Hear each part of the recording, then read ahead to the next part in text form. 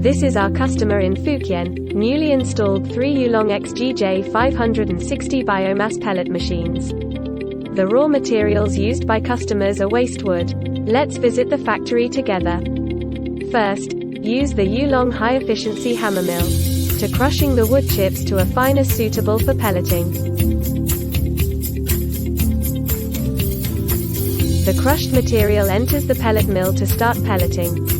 Yulong XGJ 560 biomass pellet machine has a power of 132 kilowatts and an hourly output of 1.5 to 2 tons. Take a look at the pellet forming effect. The pels have good smoothness and high density.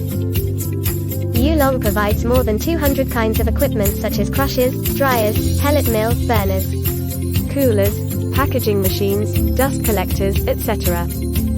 You can buy a complete one-stop shop in Yulong pellet production line.